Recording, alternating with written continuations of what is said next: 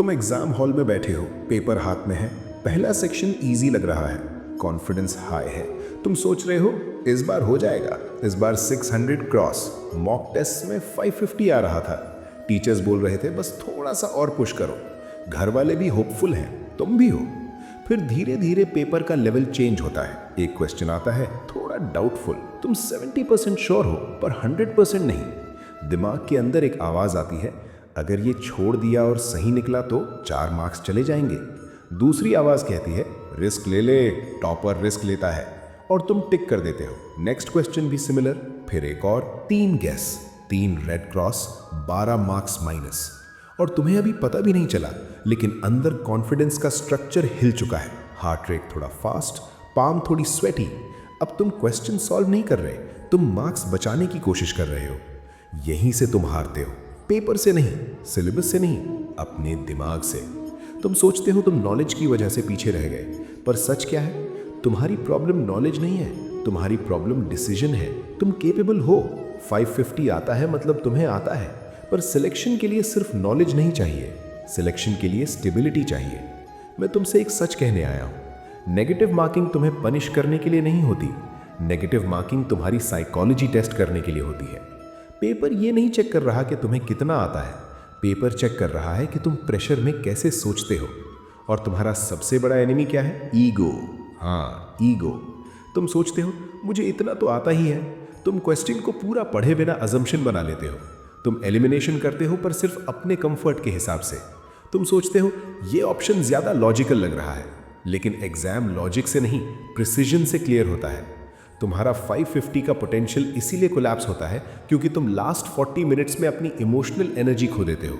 जब पहले 2-3 नेगेटिव लगते हैं, तुम्हारा ब्रेन सर्वाइवल मोड में चला जाता है, और सर्वाइवल मोड में इंसान इंटेलिजेंट डिसीजंस नहीं लेता, वो इंपल्सिव डिसीजंस लेता है। तुम नोटिस करना, मॉक में जब घर पे सॉल्व करते हो, एनवायरनमेंट काम होता है, टाइम प्रेशर कंट्रोल्ड होता है, तुम्हारा दिमाग रिलैक्स्ड होता है, इसीलिए 600 आता है।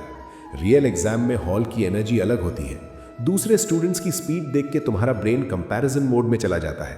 वो इतनी फास्ट कैसे कर रहा है, मैं पीछे तो नहीं रह गया। कंपैरिजन से पैनिक जेनरेट होता है, पैनिक से कॉर्टिसोल रिलीज होता है, कॉर्टिसोल से थिंकिंग नैरो हो जाती है, और नैरो थिंकिंग में तुम सिर्फ एक ही चीज देखते हो, मार्क्स। कॉन्सेप्ट नहीं, एक्यूरेसी नहीं, सिर्फ मार्क्स। और जब तुम सिर्फ मार्क्स देखते हो तब तुम गेस करते हो। गेस करते हो क्योंकि तुम्हें लगता है ब्लैंक छोड़ना वीकनेस है, लेकिन ब्लैंक छोड़ना वीकनेस नहीं होता, ब्लैंक छोड़ना कंट्रोल होता है। तुम सिलेक्शन इसीलिए लूज नहीं करते क्योंकि तुम्हें नहीं आता, तुम सिलेक्शन लूज करते हो क्योंकि तुम्हें न अटेम्प्ट करने का करेज नहीं आता। ये जो 550 और 250 का गैप है ना, ये नॉलेज गैप नहीं है, ये इमोशनल रेगुलेशन गैप है।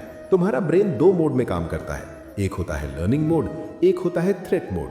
मॉक टेस्ट में तुम लर्निंग मोड में होते हो, फाइनल एग्जाम में तुम थ्रेट मोड में चले जाते हो। थ्रेट मोड में ब्रेन को बस सर्वाइवल चाहिए होता है, इसीलिए वो क्विक डिसीजंस लेता है, इसीलिए वो रिस्क को अंडर एस्टिमेट करता है, इसीलिए वो बोलता है छोड़ ना, टिक कर दे। तुम्हें लगता है तुम डिसीजन ले रहे हो, पर रियलिटी में तुम्हारा फियर डिसीजन ले रहा होता है। और जब फियर डिसीजन लेता है तो नेगेटिव मार्किंग नेचुरल है। तुम पेपर में गलती नहीं करते, तुम पहले दिमाग में गलती करते हो। सिलेक्शन पेपर क्लियर करने से नहीं होता, सिलेक्शन माइंड स्टेबल रखने से होता है। तुम जितने भी टॉपर्स देखते हो ना, उनका सीक्रेट नॉलेज नहीं होता, उनका सीक्रेट इमोशनल न्यूट्रलिटी होता है। वो क्वेश्चन को अटैक नहीं करते, वो क्वेश्चन को ऑब्जर्व करते हैं, वो डाउट को टॉलरेट कर लेते हैं, वो ब्लैंक छोड़ देते हैं बिना गिल्ट के। तुम ब्लैंक छोड़ते हो तो गिल्ट फील करते हो, शायद सही होता। यही गिल्ट तुम्हें अगला रॉन्ग गेस करवा देता है। तुम्हारा बिगेस्ट एनिमी सिलेबस नहीं है, तुम्हारा बिगेस्ट एनिमी फोमो है, फियर ऑफ मिसिंग आउट। ये क्वेश्चन छोड़ दिया तो क्या होगा? मैं तुमसे पूछता हूं, अगर एक क्वेश्चन छोड़ने से तुम स्टेबल रहते हो और 5 और सही करते हो, तो क्या वो ज्यादा पावरफुल नहीं है? सिलेक्शन ब्रेवरी से नहीं होता, सिलेक्शन डिसिप्लिन से होता है, और डिसिप्लिन का मतलब होता है अपने ईगो को कंट्रोल करना। अब तुम समझ रहे हो, 550 का मतलब पोटेंशियल है, पर पोटेंशियल तब तक बेकार है जब तक तुम प्रेशर में अपना सेंटर होल्ड नहीं कर सकते। नेगेटिव मार्किंग तुम्हारा दुश्मन नहीं है, नेगेटिव मार्किंग तुम्हारा मिरर है। वो दिखाता है तुम प्रेशर में कैसे बिहेव करते हो। अगर तुम हर डाउटफुल क्वेश्चन पे रिएक्ट करते हो तो पेपर तुम्हें पनिश करेगा। अगर तुम ऑब्जर्व करते हो, पॉज करते हो और फिर डिसाइड करते हो तो पेपर तुम्हें रिवॉर्ड करेगा। अब मैं तुम्हें एक सिंपल सा सत्य बताता हूं, एग्जाम एक वॉर नहीं है, एग्जाम एक मेडिटेशन है। जो काम रहेगा वो जीतेगा, जो प्रूव करने निकलेगा वो हार जाएगा।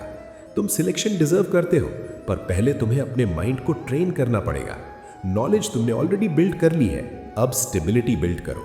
अब मैं तुम्हें एग्जैक्ट बताने वाला हूं कि कैसे तुम नेगेटिव मार्किंग को कंट्रोल कर सकते हो बिना अपना कॉन्फिडेंस लूज किए। कैसे तुम गेस और इंटेलिजेंट अटेम्प्ट में डिफरेंस समझो।